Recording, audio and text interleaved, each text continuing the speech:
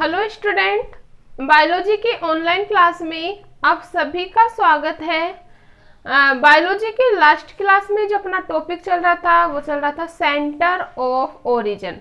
Centre of origin में हम लोगों ने डिटेल से पढ़ लिया था what is centre of origin. इसके बारे में सबसे पहले किसने बताया था? वेविलोव ने।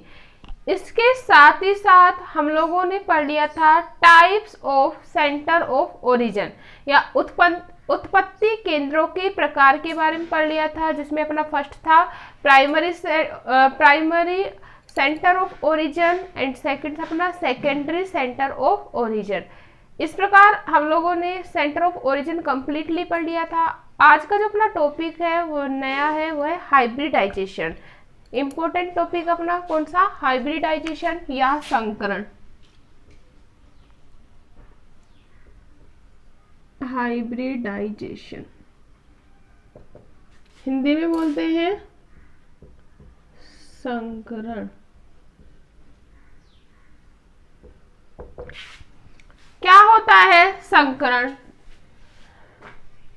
तो अगर डेफिनेशन की हम बात करें तो डेफिनेशन होती है जब दो भिन्न जाति वाले, किसकी?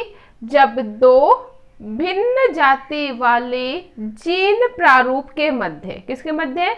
जीन प्रारूप के मध्य क्रॉस करवाया जाता है, तो जो बनने वाली जो संतति होगी वो तो कहलाएगी संकर संतति। जो जनरेशन हमें प्राप्त होगी वो तो क्या कहलाएगी?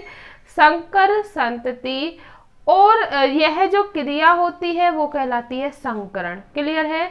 जब दो जीन प्रारूप वाले, ये जीवों के बीच में भी हो सकता है हाइब्रिडाइजेशन और पादपों के मध्य में भी हो सकता है। संकरण की जो क्रिया होती है वो जीवों व पादपों, जंतु और पादपों दोनों के मध्य हो सकती है। तो डेफिनेशन हम क्या बोलेंगे? जब दो भिन्न जीन प्रारूप वाले पादप, अभी हम किसके रेफरेंस में पढ़ रहे हैं? प्लांट ब्रीडिंग के रेफरेंस में। तो प्लांट में हम लोग किसके बारे में पढ़ेंगे भाई? पादपों के बारे में। तो डेफिनेशन भी किसके रेफरेंस में दी जाएगी? पादपों के रेफरेंस में। तो डेफिनेशन क्या होगी?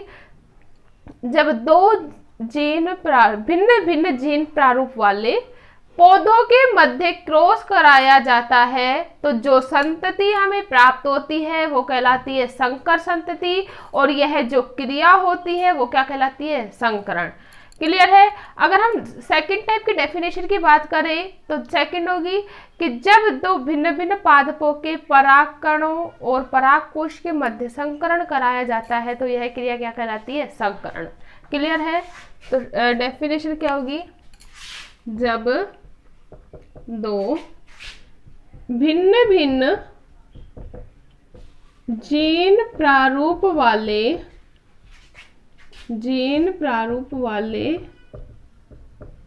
पौधों के मध्य क्रॉस करवाया जाता है,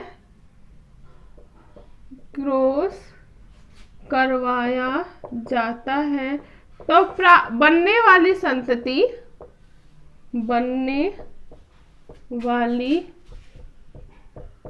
संतति संकर संतति, या हम लोग सिर्फ संकर भी बोल सकते हैं। बनने वाली संतति संकर, वह यह क्रिया क्या कहलाती है? संकरण कहलाती है। क्या कहलाएगी भाई? संकरण। क्लियर है इतनी बात? अगर हम बात करें, हर चीज के पीछे कुछ ना कुछ क्या होता है? उद्देश्य। जब हम लोग इतना ज्यादा जो ये है क्रिया करवा रहे हैं, इतनी ज्यादा प्रोसेस अपना रहे हैं, तो इसके पीछे कुछ ना कुछ क्या होगा? उद्देश्य। तो अगर हम बात करें संकरण के मुख्य उद्देश्य की, तो संकरण का जो मुख्य उद्देश्य होता है वो क्या होता है? उन्नत किस्म की जो वैरायटी है वो प्राप्त करना, या उन्नत किस्म के पौधे प्राप्त करना, तो संकरण का मुख्य उद्देश्य है।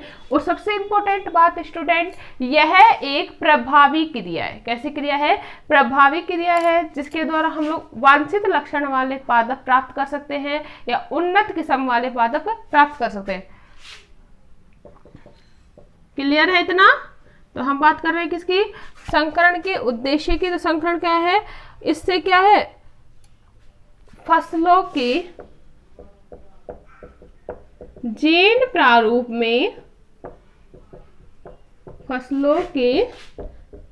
प्रारूप में सुधार कराकर नए लक्षण वाले पौधे प्राप्त किए जा सकते हैं। पौधे क्या किए जा सकते हैं भाई? प्राप्त। क्लियर है? अलग अलग जीन प्रारूपों का क्या हो रहा है? किसी वैरायटी में समावेश हो रहा है, तो नए लक्षण वाले क्या प्राप्त हो सकते हैं?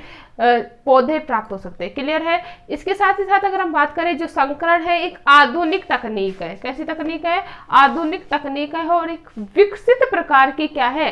तकनीकी है। क्लियर है? इसके साथ ही साथ अगर हम नेक्स्ट उद्देश्य की बात करें, तो नेक्स्ट हो सकता है कि इनके द्वारा हमें संकर बीज प्राप्त हो सकते हैं। मतलब संकर बीजों का क्या किया जा सकता है? उत्पादन। संकर बीजों का क्या किया जा सकता है? उत्पादन। संकर बीजों हम लोग देखो, मोस्टली हम लोग देखते हैं कि मोस्टली जो हम लोग सीड्स खरीदते हैं मार्केट से, तो उसमें लिखा रहता है, जैसे संकर बाजरा हम लोगों ने अभी जैसे खरीदा बाजरे का बीज, तो उस पर लिखा रहता है संकर बाजरा। तो जो संकर बाजरा क्या है? उन्नत किस्म का मॉडिफाइड प्रकार के बाजरे का बीज है। ठीक है? वो किसके द्वारा प्राप्त किया गया है? संकरण की क्रिया के द्वारा प्राप्त किया गया है। तो ये इसके द्वारा किनका निर्माण किया जा सकता है भाई? संकर बीजों का निर्माण किया जा सकता है। इसके साथ ही साथ आनुवांशिक विविधता का क्या किया जा सकता है? उत्पादन। आनुवांशिक विविधता का उत्पादन कैसे होगा? आनुवंशिक विविधता। आनुवंशिक विविधता क्या होती है? मतलब आनुवंशिक नए प्रकार के आनुवंशिक गुणों का क्या होना? समावेश होना। क्या कहलाएगी? आनुवंशिक विविधता। सिंपल सी बात है, हम लोग भी जानते हैं। बेसिकली अगर माइंड यूज करें तो क्या होगा कि अलग अलग जीन प्रारूप वाले पौधों के मध्य क्या हो रहा है भाई? क्रॉस। अलग अलग जीन प्रारूप वाले पौधों के मध्य क्रॉस हो रहा है, तो सिंपल सी बात है, नए लक्षण उत्पन्न होंगे या नहीं होंगे? बिल्कुल होंगे। तो इसके द्वारा क्या होगा? आनुवंशिक विविधता में क्या किया जा सकता है? उत्पादन किया जा सकता है। क्लियर है? तो ये था हमारा संकरण का उद्देश्य। नेक्स्ट अगर हम बात करें संकरण के प्रकार, नेक्स्ट अपना टॉपिक क्या है? संकरण के प्रकार। तो जो संकरण होता है मुख्य रूप से होता है दो प्रकार का। कितने प्रकार का होता है भाई? दो प्रकार का। फर्स्ट क्या है? अंतर प्रभेदी संकरण। अंतर प्रभेदी संकरण। और सेकंड है अपना दूरस्थ संकरण।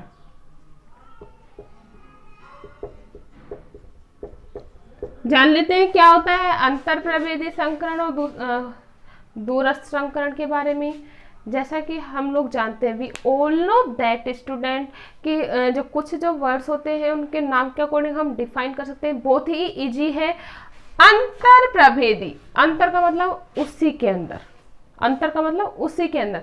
जब एक ही जाति के पौधों के मध्य, किसके मध्य भाई? जब एक ही जाति के पौधों के मध्य क्रॉस कराया जाता है, तो इस प्रकार का जो संकरण होगा वो क्या कहलाएगा? अंतर प्रभेदी संकरण। मतलब जब एक ही प्रजाति की विभिन्न किस्मों के मध्य, किस्म क्या हो सकती है? अलग अलग हो सकती है, लेकिन जाति क्या होगी? एक ही। तो जब एक ही प्रजाति की विभिन्न किस्मों के मध्य क्रॉस कराया जाता है, तो क्या कहलाएगा? अंतर प्रभेदी संकरण। क्लियर है? एक ही प्रजाति की विभिन्न किस्मों में क्रॉस कराया जाता है, क्रॉस कराया जाता है, तो क्या कहलाएगा? अंतर प्रभेदी। याद है? हो गया बिल्कुल क्लियर। अंतर का मतलब उसी में, प्रभेदी का मतलब उन्हीं प्रभेदों के मध्य। तो सिंपल सा है, अगर एक ही जाति की एक ही किस्म में हो रहा तो नॉर्मल हो गया, कोई विविधता नहीं आएगी।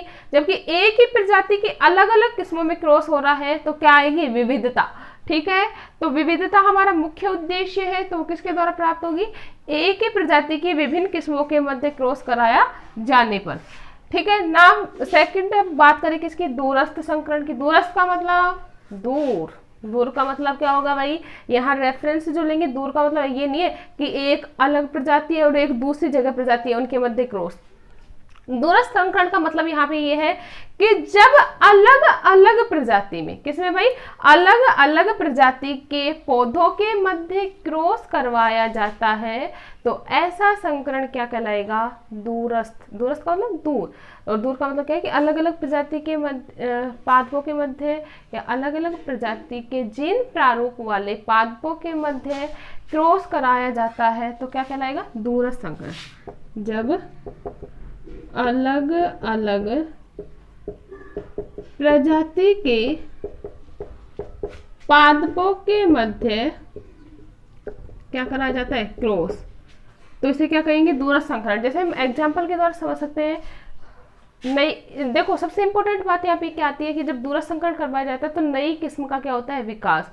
जैसे मैं बात करूं, आलू और टमाटर में क्रॉस कराया गया, किसमें, पोटैटो प्लस टोमेटो में क्रॉस कराया गया तो नई किस्म का निर्माण हुआ, वो क्या था, पोमेटो। तो ये कैसा संकरण था भाई, दूरस्थ। किस किस में क्रॉस हुआ, पोटैटो क्रॉस करवाया गया किससे, टोमेटो, क्या मिला, पोमेटो। क्लियर है, तो ये किसका एग्जांपल है, दूरस्थ संकरण का। क्लियर है इतना, तो ये था हमारा टाइप्स ऑफ हाइब्रिडाइजेशन।